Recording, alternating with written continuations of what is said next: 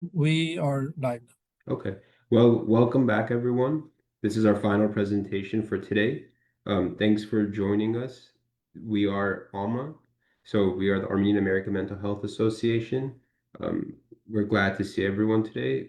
I wanted to introduce myself as Eric Chabrasi. I'm the educational chairman, and I'm here with George, who's our current president, who will also be presenting today, alongside two other amazing presenters. Um, I guess we'll start with Shake, who's currently a doctoral student in her final year, which is amazing, at the Chicago School. She's a registered psychological associate and is currently working with adolescents and adults. And I think we would love to hear her thoughts on immigration and mental health. Hi, everyone. Thank you for having me here. It's a great honor to be able to share the findings of my dissertation, my research with Armenian community. Let me share my screen now. Okay, so the topic of my research is the acculturation and adaptation of Armenian Americans, strength-based approach.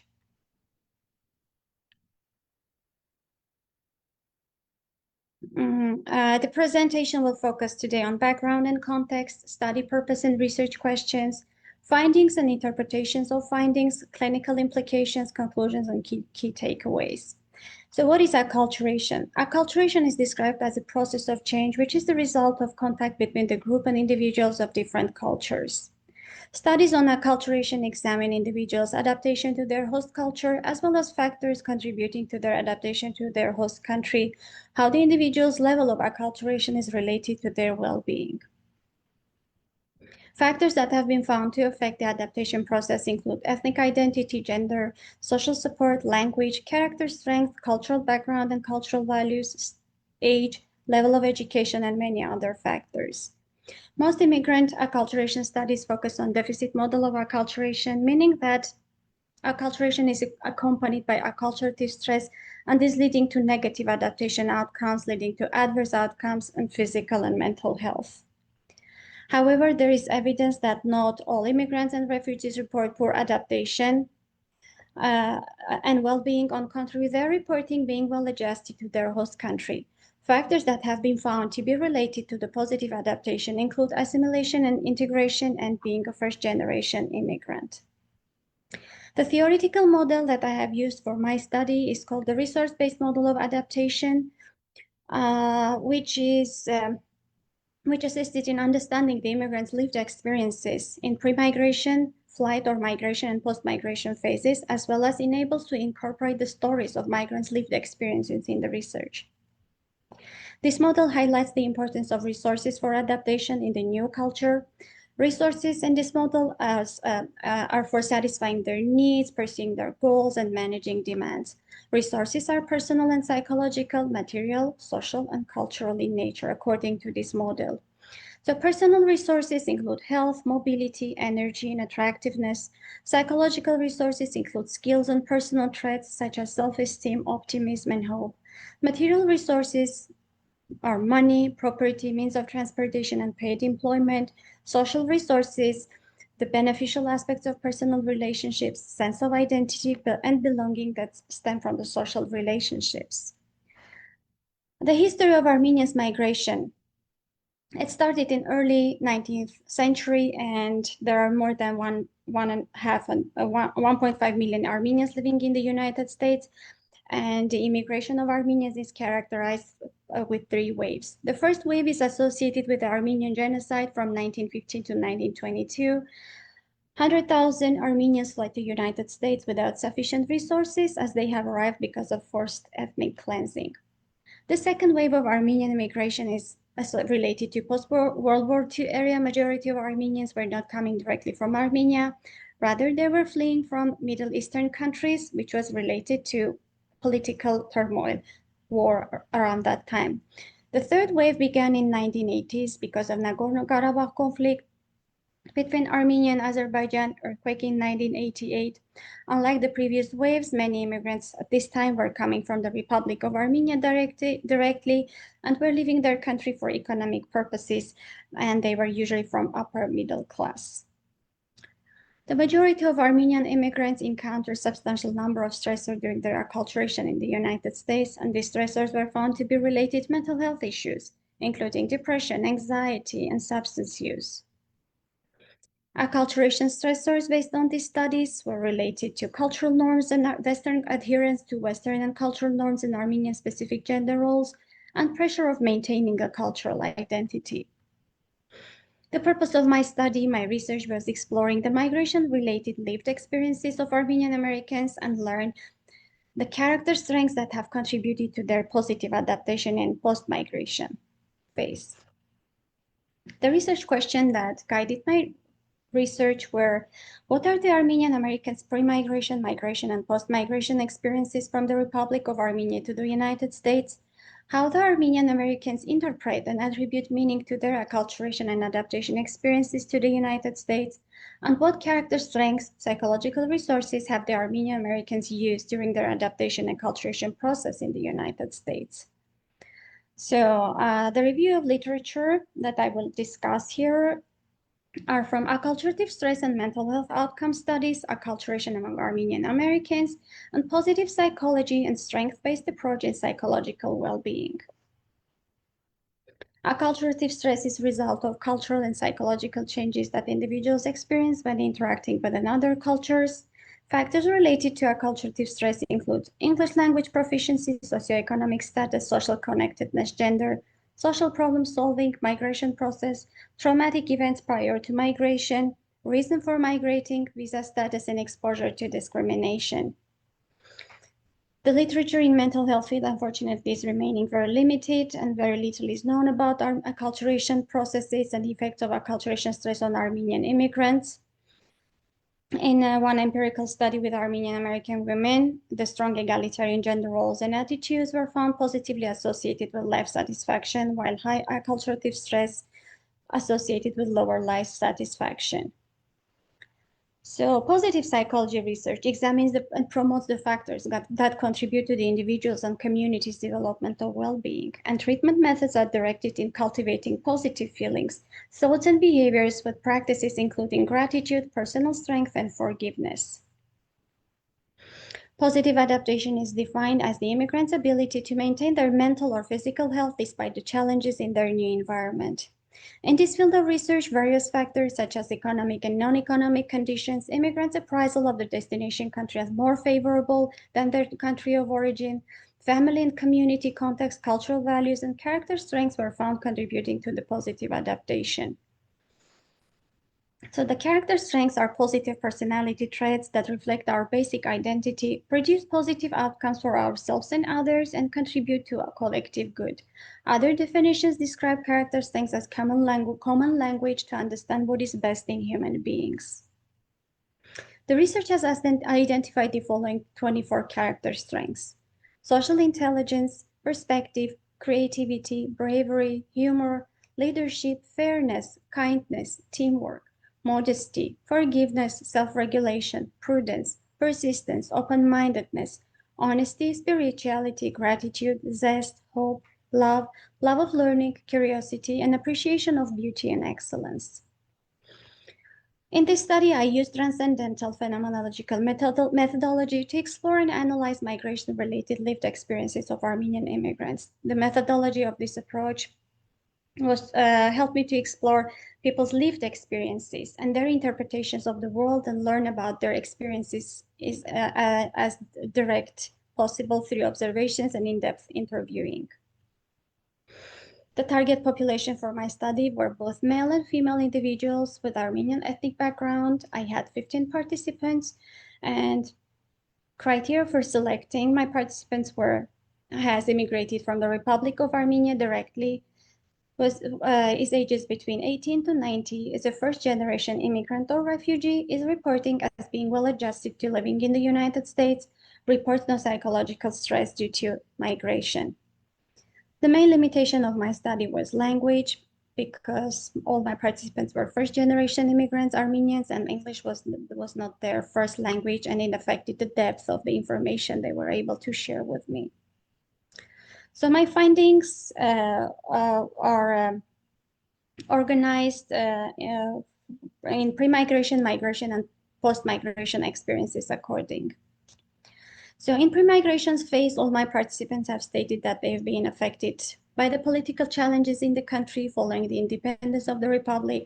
Political challenges were related to ongoing war between Armenia and Azerbaijan, lack of safety in the borders, the political instability within government of Armenia, and constant disagreement. The themes that I have identified were political instability, financial challenges, and no hope for a better future.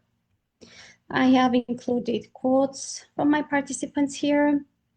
So, after November 27, I believe the leaders of Armenian government were killed in a parliament. It just impacted majority of Armenians at that time to flee the country because we saw dictatorship. And if you were by any way in the political thing, that would have been more unfortunate, unfortunately. Other participant mentioned those challenges force you somehow to think deeper about your future. And that was the main reason that up until 20 years old, I didn't want to think about marriage because I was thinking how I was going to raise my kids. There was no stability in terms of political and economic. Migration phase revealed no themes. However, I had several participants who mentioned experiencing issues with visa, mainly it was a wait time. So in post-migration adaptation phase, participants and their families have mentioned experiencing number of challenges, including language barriers, financial difficulties, finding and renting a house, loneliness, workplace harassment, difficulty finding a job, and so on. Themes found in this phase are the following: language barriers, financial struggles, housing challenges, employment barriers, loneliness, and mental health issues. One of my participants mentioned, I remember I had panic attack because I had to call the dentist. And just imagining the conversation that I might not be able to understand everything, have a concise and understandable answer to your question. Or maybe I will not be able to ask the right question. My own talking was stuck in my own head. Another participant mentioned the process of moving was very challenging because we didn't have single close family member. We had relative, but we didn't have cousin, but we had friends. We didn't have family that would help us with 3 young children. After the first month of coming here, I started having panic attack at night. I was not feeling well, so I went to a psychiatrist. She was also from Armenian, and she said that the life I had in Armenia had impacted on me, and just the period at that time I was going in this country with all that anxiety and panic attack. My research question was how the Armenian Americans interpret and attribute meaning to their acculturation and adaptation experiences in the United States. And my interviewees indicated that although the change was difficult, they felt fulfilled because the move had affected them in a various positive way. It led to personal growth, increased self-appreciation, and increased quality of life. The themes I found regarding my second research question were sense of achievement, personal growth, appreciation.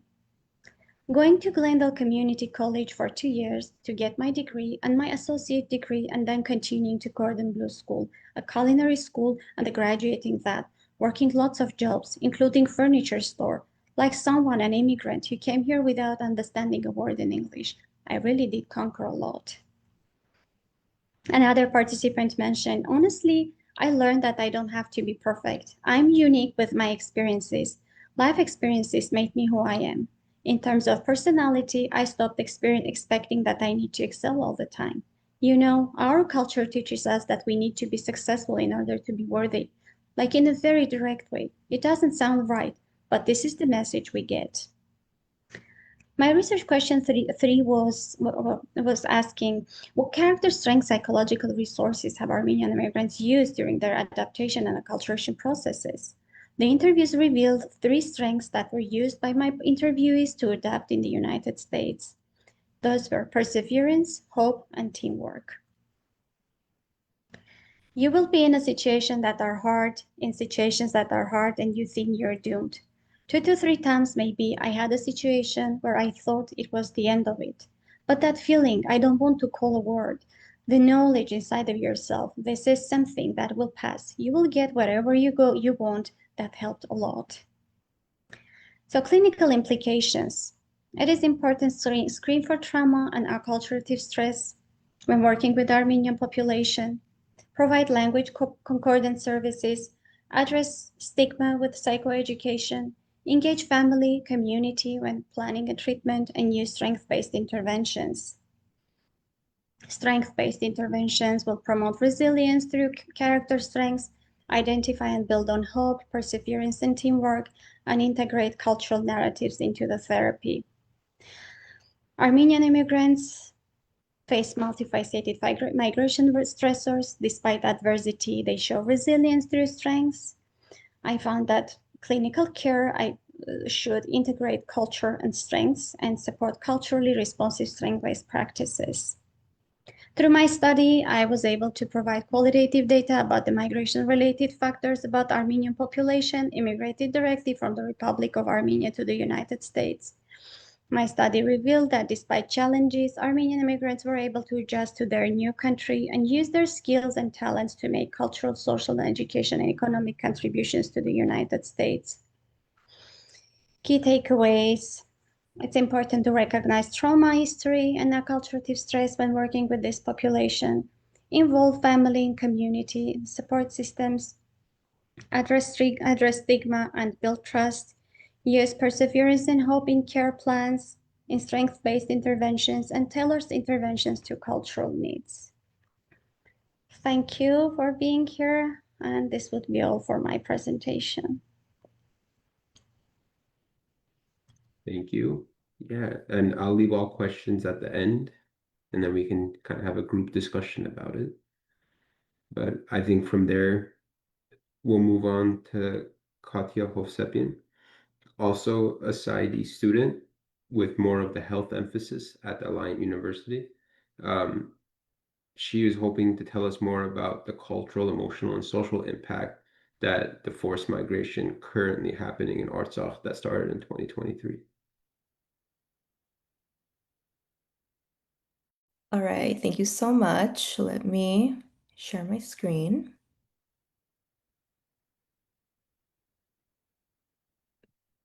Okay.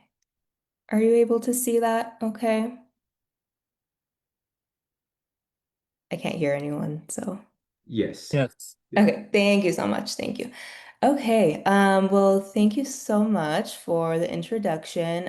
Again, my name is Katya Hovsepian, and today I'll be discussing the psychological impact of forced displacement among the Artsakh Armenians following the 2023 conflict. This was influenced from my own dissertation study. Although it hasn't been like thoroughly conducted yet, but again, still influenced from it. And the presentation will specifically cover things like how war and migration and loss have affected this population's emotional well-being and identity, and just their adjustment to life in Armenia. And then at the end, we'll also look at how families, the community, clinicians, and researchers can better support this population.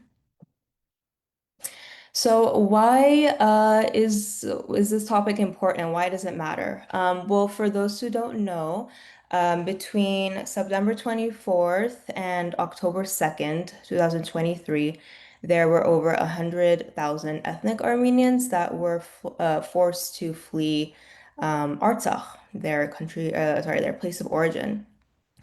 And so that's huge. And that makes this mass displacement not just political, but also psychological. We know that when people lose their homes, their routines, their connection to their place of stay or their country of origin, that can definitely disrupt their emotional and cultural identity. And then, of course, the scale of the crisis is huge, but despite the scale of the crisis, there has been limited sustained support for the long-term mental health of these individuals. So now I just want to talk about some of the psychological effects of forced displacement. So research shows us that displacement causes psychological, social, and economic hardship. So It disrupts housing, it can disrupt jobs, people's daily lives. Many people lose their sense of stability and struggle to meet just their basic needs. And that definitely adds constant stress and even a sense of isolation in populations. Acculturative trauma and ambiguous loss. So many carry trauma from before migration, during and after the migration period. Many grieve their homes and their communities that they can't return to. And that's a type of unresolved loss that can add real emotional weight to individuals. These statistics here, I think are very important. This all comes from a systematic study from Mesa, Viera, and others, as well as the World Health Organization. Um, so you could see the high risk, the high impact of these disorders like PTSD and depression and anxiety that many displaced populations end up really struggling with. And I thought this was also interesting. So, according to the World Health Organization in 2023, they estimated that over 22,500 people of the displaced Armenians may develop PTSD, depression, or anxiety, and will need dedicated mental health services. So that just goes to show how huge this impact is for this group. And acculturative stress, complicating adaptation. So, again, besides just that trauma factor, we have to remember that people also have to adapt to new systems, language, work barriers, and that stress makes the healing process and the adjustment process much harder. Oops. Okay. So these are the three phases of migration, which was also talked about in the previous presentation, but these are just some of the psychological consequences that exist in the three stages of migration. So let's look at what they looked like for the Artsakh Armenian population specifically. So pre-migration stage, we saw an exposure to blockade that they had to endure, months of isolation due to the blockade as well. And that resulted in food and medical shortages, and fear also that they were going to be ethnically cleansed, which many people reported. In the migration phase, so many families slept in cars, faced fuel shortages, were walking long distances due to those fuel shortages. And let's remember that they're also fleeing after witnessing such horrific violence and explosions. And then in the post-migration stage, there are multiple factors. These are just a few, but emotional strain. So the World Health Organization also reported children reporting a lot of flashbacks, nightmares, increased aggression, unstable housing. We saw so many families were placed in temporary shelters, overcrowded shelters as well, in addition to delays in government housing assistance. Economic hardships, so this is like limited employment opportunities that they've experienced and financial insecurity. Cultural dissonance is a very interesting one to me as I was looking this up in the research. There are reports from many people in this population mentioning that they actually felt out of place in Armenia, even though they're all ethnically Armenian. And I thought that's very important to think about because we have to remember that this population has had their own way of life, their own sense of identity, political system that they've lived in for so many years. And so when they're forced to flee and settle in Armenia, many of them reported that the Armenians' customs and attitudes and sense of community and things of that nature didn't always line up with how things were done in Artsakh. And then lastly, so many also reported like feeling uncertain and struggle to adjust. And so that mismatch really added to their sense of hopelessness and disorientation, which also makes adjustment quite hard. So I thought to include a slide. I think the important part of this presentation is also promoting awareness and identifying these real life emotional and behavioral signs of trauma that can exist across different age groups. So many displaced adults from Artsakh, they have reported withdrawal, emotional numbness, hopelessness, guilt. So just thinking about how many displaced adults from Artsakh, have really shut down emotionally and also have reported feeling survivor's guilt after losing their homes and their community. In adolescence, well, we have seen teens reporting irritability, risk-taking, disconnection, identity confusion. So I think it's also remember to think about teens and how teens um, they turn to perhaps rebelling, withdrawing, feeling confused about where they belong after quite literally being uprooted, and having to resettle somewhere else. In children, so aggression, nightmares, clinginess, regression. So children express trauma quite differently than adults. They may act out or become unusually clingy or regress, like bedwetting or losing some of their language skills. Um, and so I think this is also important to really think about because I think the community and family should really understand that these things might not represent like discipline issues, that they can actually be signs of emotional distress. And why does this matter? Well, trauma doesn't always look like crying. There's no one size fits all. As I just mentioned, it can show up in various ways: silence, irritability, disconnection. And so I think when we understand that or try to understand that, we can respond with a lot more empathy and a lot more support for this population rather than judgment or um, a sense of punishment within the family unit. So, identity disruption and acculturative stress. Well, acculturative stress, this refers to the emotional toll that individuals experience when they adjust to a new culture that may conflict with their values and their language or their identity. So, for displaced Armenians, that could mean feeling pressure to conform to the Armenian societal norms while they grieve their Artsakh roots, which is something that was mentioned earlier. And then social identity theory is another one. So this explains how people really define themselves through their group membership. So for this displaced population, losing their community or feeling like outsiders in Armenia, that can cause um, really deep identity conflict.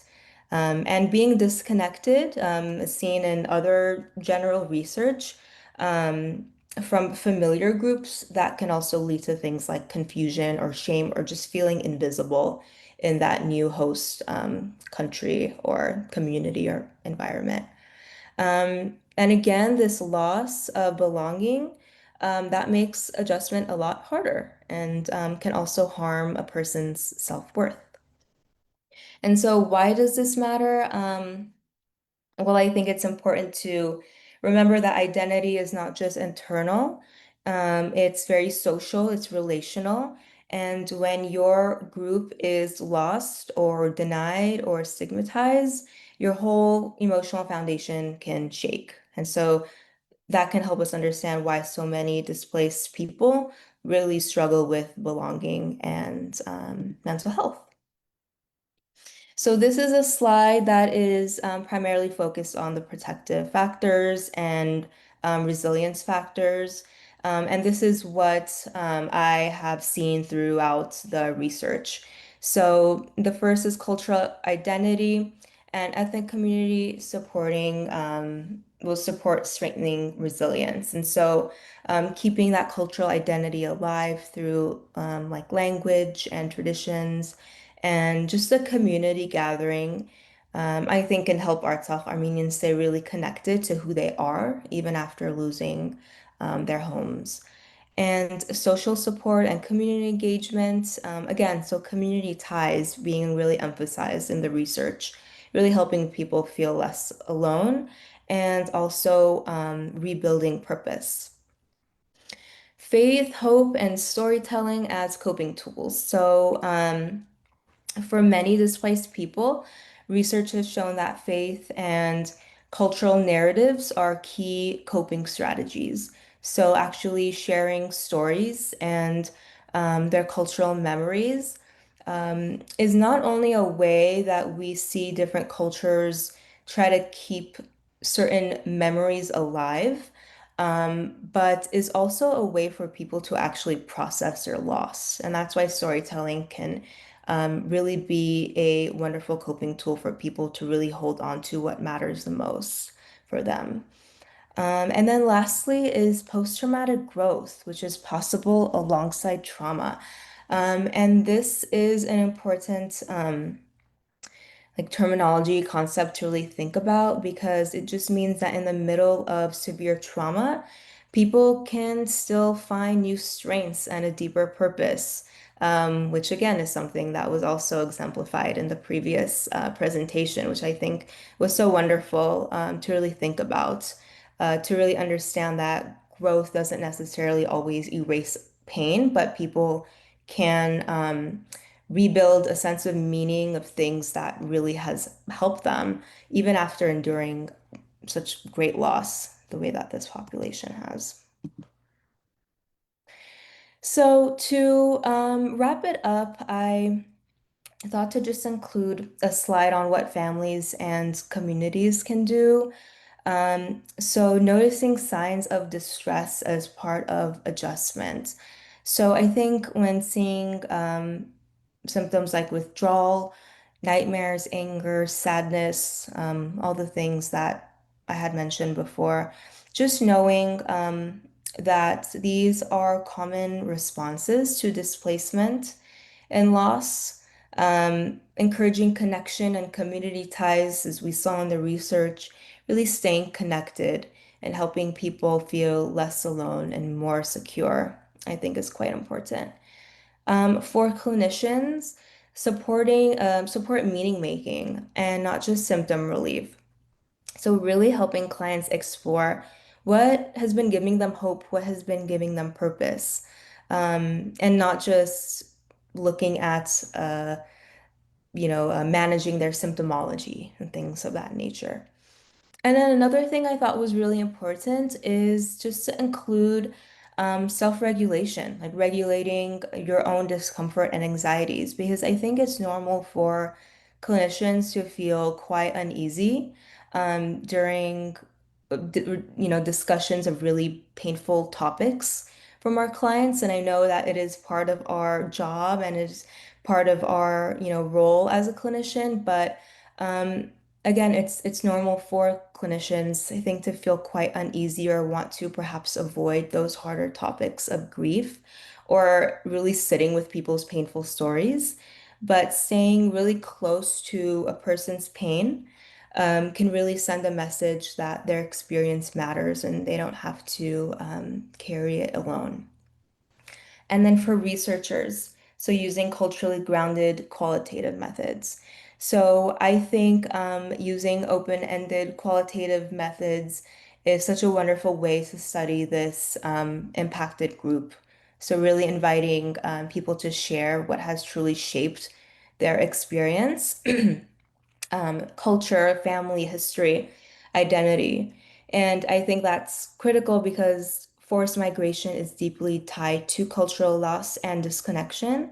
And so, without really hearing these stories, which can be very unique to certain populations, we can risk missing the full meaning of their distress and the strengths that they have relied on to survive in their new host environment.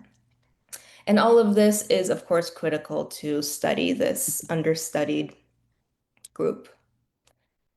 And that's really it for me. Thank you so much for your attention, everyone. Yeah, thank you. I think that was an amazing presentation. I don't think there's a better time now than to talk about this and immigration. So thank you. Our next presenter is Dr. George Garibian.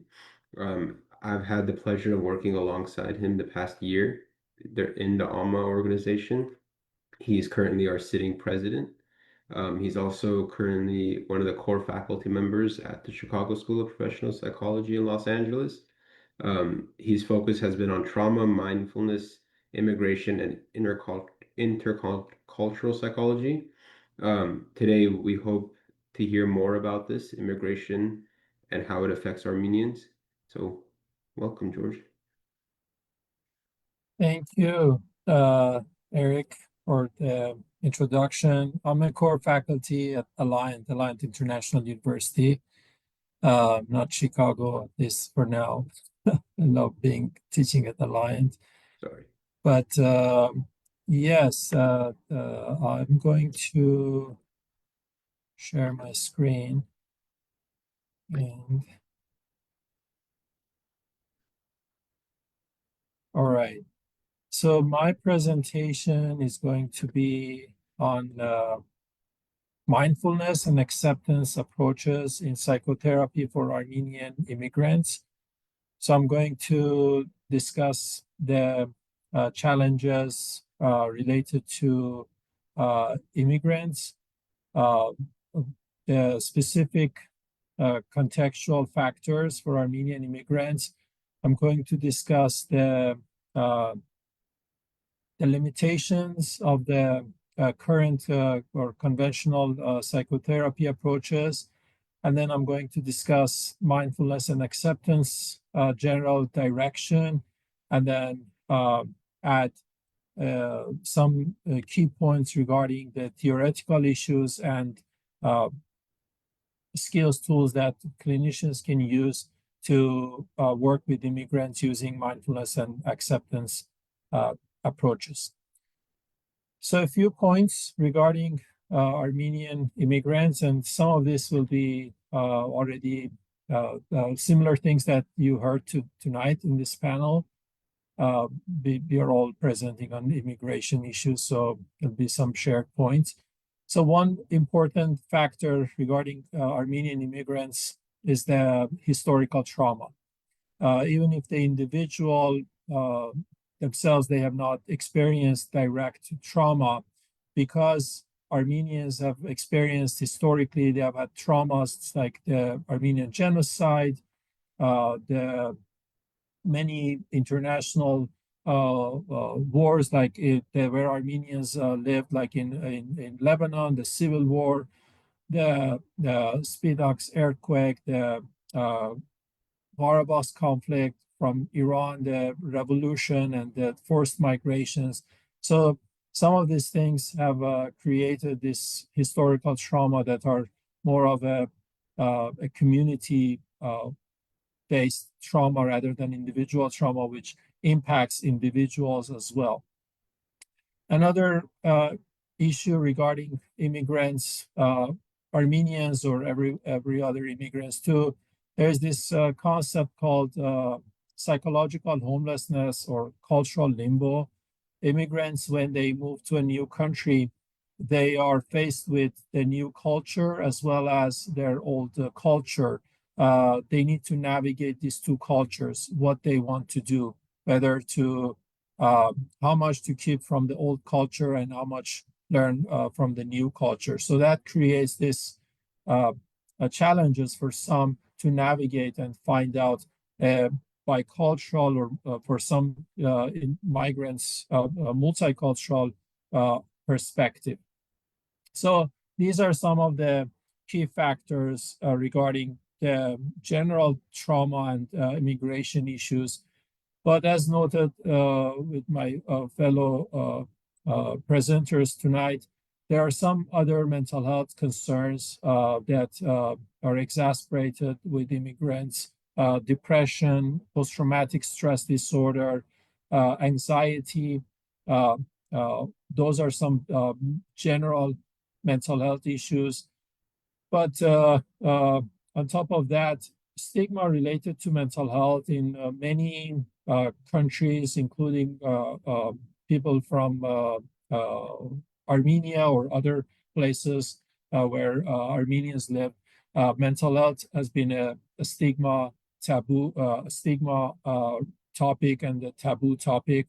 And many individuals, many immigrants, they are ashamed or they don't feel right to share about their mental health problems. And that actually exacerbates the mental health issues. Some other specific challenges, including identity confusion regarding their ethnic identity, how to identify themselves regarding the biculturalism. The generational disconnect is another immigration issue, how the parents and the children of the immigrant children, we may have different types of acculturation, and that can create a disconnect. And also unprocessed grief and ambiguous loss, as Katya mentioned in her presentation. Those are also some of the concepts, issues that some immigrants may experience, not knowing about the chapters in their life from the past, whether they need to fully grieve it, or the different kinds of memories about the past, whether they can go back. In some for some immigrants, that's not an option, to going back to the country to visit them, or they may have risks involved.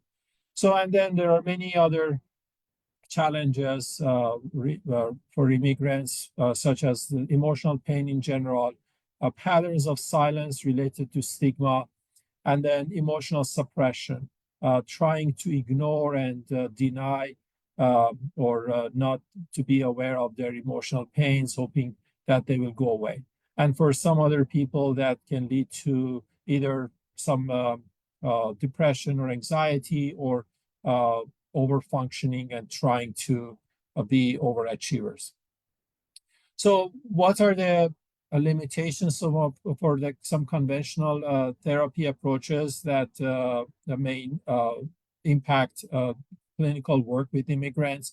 Most of the westernized and more traditional therapy approaches focus on the individual and individualism. And the goal is to help the individual to be strong, to be able to be successful and independently taking care of themselves.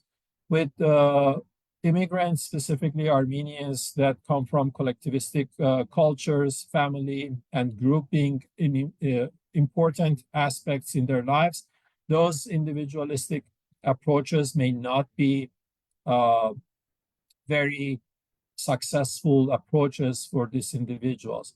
As an example, asking a person to be assertive, to be independent, and have your own ways of life different than your family members, that can create some tension and problems for those individuals. So why mindfulness and acceptance approaches then? So mindfulness and acceptance-based therapies, they can work nicely with collectivistic cultures. These approaches are non-pathologizing approaches. They do not see mental health issues as diseases need to be fixed. They look at them as things to be worked with, not to necessarily fix them. They are present moment approaches related to their experiential, and they help the individual to accept the problems in life, including historical traumas that sometimes, or most of the time, they are difficult to change, such as Armenian genocide, memories of being victims and things like that. And then one other issue important in regard to mindfulness and acceptance approaches there is that they are not focusing on erasing pain. They are working to reframe it. So it can nicely fit with individuals who they perceive some of the challenges that are not being, they cannot resolve it. So their focus is not to resolve the problem per se, but creating a new ways of living despite experiencing or having some problems. So the acceptance-based therapies can also be culturally compatible with Armenian culture and spiritual values, such as stillness, prayers, reflection, music, and story. Those can be also incorporated or they're aligned with the acceptance-based therapies. Also, acceptance and the mindfulness-based therapies can be honoring ancestral pain rather than silencing them. There is no need to have a different understanding or different view about past, but a different perspective about it, different ways of accepting them. And then also acceptance-based therapies and mindfulness-based therapies, they do not lead to a person abandoning their cultural identity, but it helps them to deepen those identities. So acceptance and mindfulness therapies can be integrated in also some of the more conventional psychotherapies, like for cognitive-based approaches, mindfulness can be related or understood as a meta-awareness of thought patterns without having to have a rigid identification. Regarding the humanistic approaches, it will be related to building empathy and unconditional positive regard for the client, as well as helping the client to accept those toward themselves, to be more compassionate about themselves. And related to existential approaches, it will be about finding meaning, finding basically a way of living life without having to deal with the existential limitation, impermanence, and other historical traumas. So what are some of the key interventions in regard to mindfulness and acceptance-based treatments? The main focus, the main skill would be grounding and present moment focus, helping the individuals to be present with their experiences, cognitively as well as emotionally. And there are techniques such as body scanning, breathing exercises, grounding exercises that will help the person to be present. And that experience of being present itself can be healing. Some other approaches will be value clarification. Rather than trying to fix the past and other issues from the past, the person learns that what is it that they want to achieve in life despite the past problems. No need to fix the past in order to take positive steps in the present moment. Acceptance of pain, again, some emotions, they're not to be suppressed. The best way that it can feel paradoxical, but the best way of healing is to actually experiencing the negative emotions. And then diffusion techniques. This is an acceptance-based therapy technique that helps the individuals learn that their thoughts are not to be literally accepted, but just to be reframing it and acknowledging it and making space for them. So here I have a case example. Think about Ani, a 35-year-old second-generation Armenian American. She presents with anxiety, guilt, and shame around her desire to live independently.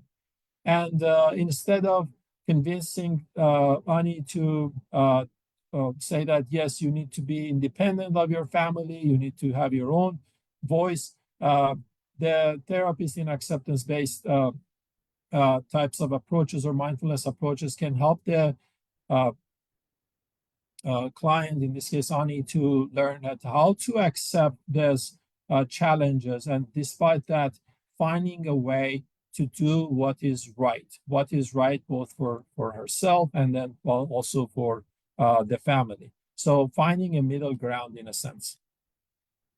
And then also acceptance and mindfulness approaches can help with intergenerational healing, with sitting with the intergenerational memories, can be helpful, helping individuals to write about, speak about, and as was mentioned earlier, like a storytelling, right? Share the story and accept it as a story rather than trying to fix it, the story or change the story. So those will help not only to heal the intergenerational trauma, but also help individuals generationally also to heal. And then these approaches also focus on the strength rather than the pain, rather than the problems. They're strength-based approaches and help the person to introduce or awaken their resiliency and creativity. And this can also fit best with Armenian culture regarding poetry, music, and so on and so forth.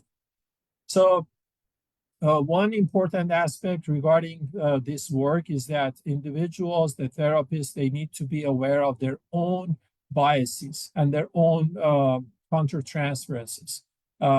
Armenian therapists, if they are first generation, second generation therapists, immigrants themselves, they need to watch for not to project their own issues, their own desires on the clients. And then also to not over identify with clients, to try to so-called saving them rather than helping them or accepting them to find their own ways of being out of these issues. So finally, some other cultural takeaways. These approaches help with, they are culturally attuned. They can be incorporating metaphors, imagery. They can help also individuals to continue the therapy work outside of sessions like mindfulness practices at home. It can be also helpful to do group therapies for different uh, age or gender, different populations, Armenian women, war survivors, youth, and so on and so forth, by sharing their stories and having people to witness those and accept them without trying to change them. That can have a strong healing effect. So finally, to summarize, mindfulness and acceptance-based therapies are not about passivity. Some people may think mindfulness and acceptance is about not changing a person's life. No, it is about changing, but it's about changing that is needed, not changing that is not needed, not changing the memories, but changing the present and future. And that is about being present, being about connected, and creating meaning. So this basically these approaches honor the past, embrace the present, and help reshape the future. And that's my presentation. Thank you.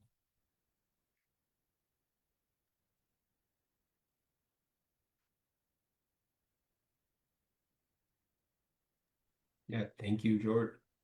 Yeah, I think with everything we talked about today, I think one question that comes to my mind, and I think many other people right now, is just how to talk about it, right? Without being, I guess, insensitive. Because I think as clinicians and as friends and family, we want to inspire hope. We want to inspire that like there is another side to this when you do immigrate and you do it is for safety and it is for yourself. But I guess when you talk about it sometimes like that with people, it can come across like we're not understanding how hard it is for them.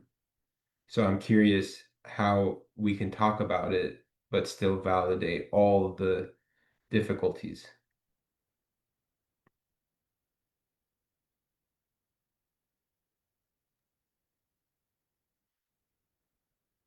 Well, I can start. I think it's important to let the client to lead the way they want to share.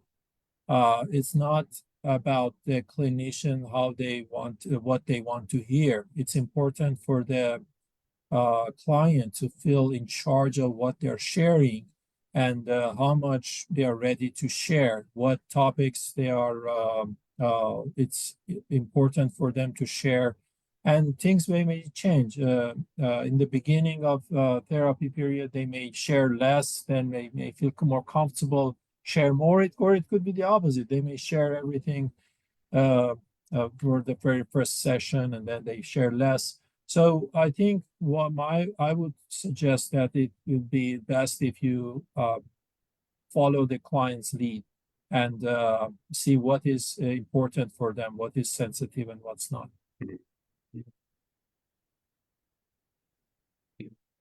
Thank you. Yeah, If there were no other questions, I had a question for Dr. Gribian. If that's okay. of course. I was just curious if there were any like specific mindfulness interventions that you've seen has been effective within the Armenian community. I would say one of the most, thank you for the question. One of the most useful or culturally sensitive approaches is that when clients sharing about something about their lives, one way of using acceptance based is that to also accepting the client where they are, not to trying to rush the client. So let's talk about the problems. Let's fix this. That will be a not non-accepting approach from the clinician's perspective.